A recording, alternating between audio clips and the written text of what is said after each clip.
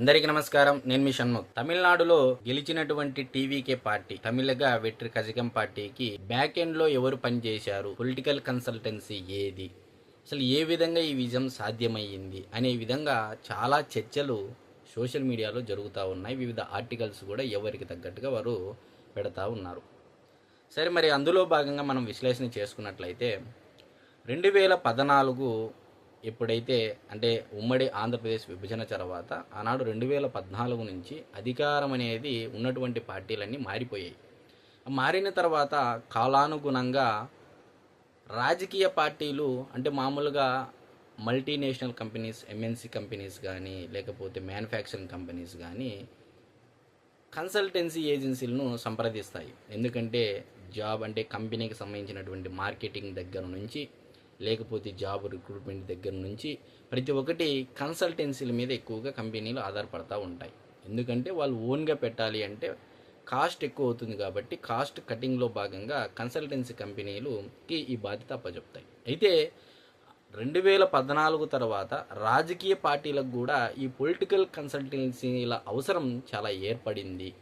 అంటే ఆ లోకల్లో ఉన్నటువంటి ప్రాంతం మీద, ఆ ప్రాంతంలో ఉన్నటువంటి కార్యకర్తలు, మరి ఆ ప్రాంతంలో ఉన్నటువంటి ప్రజల అభిప్రాయాలు మరి వారి యొక్క అభిరుచుల ఆధారంగా ఈరోజు రాజకీయ పార్టీలు 2014 ముందంతా నడిచిన మాట మనందరికీ తెలిసినటువంటి విషయం. ఏనాడైతే పొలిటికల్ కన్సల్టెన్సీలు రాజకీయ పార్టీల్లో ఎంటర్ అయ్యాయో కాలానుగుణంగా క్రమేపీగా కార్యకర్తల యొక్క మనోభావాలు, నాయకుల యొక్క అభిప్రాయాలు తీసుకోవడంలో కూడా పొలిటికల్ అంటే రాజకీయ పార్టీలు కొద్దిగా తగ్గించాయని చెప్పడంలో కూడా ఎటువంటి సందేహించం.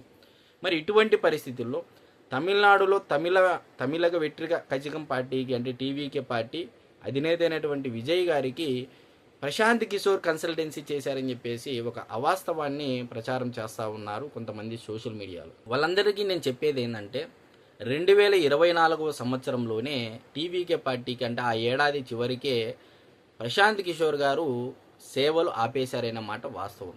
మరి 2025 సంవత్సరం నుంచి అనగా పార్టీ పెట్టిన దగ్గర నుంచి అంటే 2 సంవత్సరాల ఎలక్షన్లకు ముందు నుంచి ఇదే ఐప్యాక్ టీంలో ఉన్నటువంటి ఒక వ్యక్తి అంటే ఐప్యాక్ ప్రశాంత్ కిషోర్ గారు ఇచ్చేటువంటి వ్యూహాలు సరిగ్గా పనిచేస్తున్నాయో లేదో తెలియదు, కానీ ఆ టీంలో నుంచి వారి యొక్క వ్యక్తిగత కారణాల రీత్యా 12 మందితో కూడినటువంటి సభ్యులతో ఒక టీం ఏర్పాటు చేసుకొని కపిల్ సాహు, ఇతను మధ్యప్రదేశ్ రాష్ట్రానికి సంబంధించినటువంటి వ్యక్తి. మీ అందరికీ తెలిసి ఈ మధ్యకాలంలో చాలా పేర్లు వినపడ్డాయి.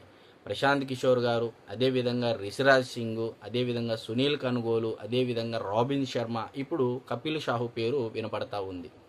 మీరు చూడండి, ఈరోజు అంటే ఇప్పటికున్నటువంటి పరిస్థితుల్లో దేశంలో ఏ రాష్ట్రంలో ఎన్నికలు జరిగినా సరే పొలిటికల్ కన్సల్టెన్సీల ప్రభావం చాలా ఎక్కువగా ఉందని చెప్పడంలో ఎటువంటి అతిశయోక్తి లేదు. ఎందుకంటే ఈరోజు వాళ్ళు ఇచ్చేటువంటి వ్యూహాలు ప్రజల యొక్క అంటే సర్వేల ద్వారా ఆ ఎమోషనల్ క్యారీయింగ్, అదేవిధంగా ప్రజల యొక్క పల్స్ని బట్టి అంటే స్పీచింగ్ కానీ, ఉపన్యాసాలు కానీ, బహిరంగ సభలు కానీ, క్యాంపెయినింగ్లు కానీ, డిజిటల్ మార్కెటింగ్ కానీ, మీడియా కమ్యూనికేషన్స్ కానీ అన్నీ పొలిటికల్ మొత్తం అంతా కన్సల్టెన్సీని చూసుకోవడంలో ఇప్పుడు ఇది ప్యాకేజీ లాగా మారిపోయి భారీ మొత్తంలో రాజకీయ పార్టీలు కూడా వాళ్ళకి డబ్బులు ఇస్తూ ఉన్నాయి. మరి ఇందులో భాగంగా కపిల్ సాహు కూడా ఇది రెండో విజయం. మొదటి విజయము ఢిల్లీలో బీజేపీ పార్టీకి కపిల్ సాహు పనిచేయడం జరిగింది. ఇప్పుడు రెండవ పార్టీ దాదాపు 8 నుంచి 9 రాష్ట్రాల్లో కపిల్ సాహు ఐప్యాక్ టీంలో ఉన్నప్పుడే పనిచేయడం జరిగింది. మరి అనుభవం తెచ్చుకున్న తర్వాత తను కూడా సపరేట్ బృందంతో వెళ్ళిపోయి ఇప్పుడు రెండో విజయంగా తమిళనాడు విజయము తన ఖాతాలో వేసుకోవడం జరిగింది. మరి మీ అందరికీ తెలుసు ఈరోజు పొలిటికల్ పార్టీల యొక్క అంటే రాజకీయ పార్టీలు ఏ విధమైనటువంటి ఇంపార్టెన్సు పొలిటికల్ కన్సల్టెన్సీస్కి ఇస్తున్నాయనేది మనందరికీ తెలిసినటువంటి విషయం. ఈరోజు ఇవి వచ్చిన తర్వాత కార్యకర్తల యొక్క అభిప్రాయాలకు, కార్యకర్తల యొక్క అంటే కోరికలకు కానీ వాళ్ళ అభిప్రాయాలు కానీ తెలుసుకోవడంలో కూడా రాజకీయ పార్టీలు కొంత వెనుకంజనే వేస్తున్నాయి. అంటే కారణం ఏంటి అంటే ఈ కన్సల్టెన్సీలు అని చెప్పేసి మనందరికీ తెలుసు.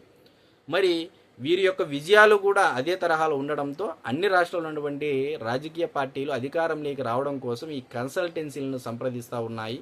ఎందుకంటే వీళ్ళు హ్యూజ్ డేటా, ఒక రీసెర్చ్ అండ్ డెవలప్మెంట్ R&D చేస్తారు. మరి ఆ రాష్ట్రంలో ఉన్నటువంటి సమీకరణాలు, సామాజిక, ఆర్థిక మొత్తం అన్ని సమీకరణాలు క్రోడీకరించుకొని ఆ యొక్క పార్టీకి ఏ విధంగా అధికారంలోకి తేవడానికి కృషి చేస్తారనేది గతంలో కర్ణాటకలో చూసాం. సునీల్ కనుగోలు కాంగ్రెస్ పార్టీకి పనిచేయడం జరిగింది. మరి అదేవిధంగా తెలంగాణలో కూడా సునీల్ కనుగోలు కాంగ్రెస్ పార్టీకి పనిచేయడం జరిగింది.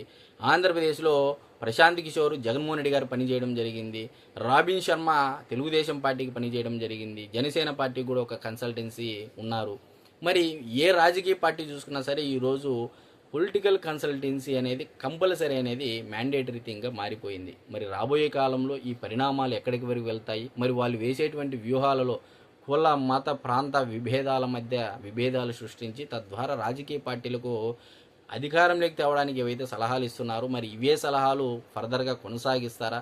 మరి ఏదేమైనప్పటికీ కపిల్ సాహు గారు రెండో విజయంగా తమిళనాడు రాష్ట్రాన్ని గెలుపొందడం జరిగింది. టీవీకేకు భారీ విజయంని కట్టిపెట్టడం జరిగింది.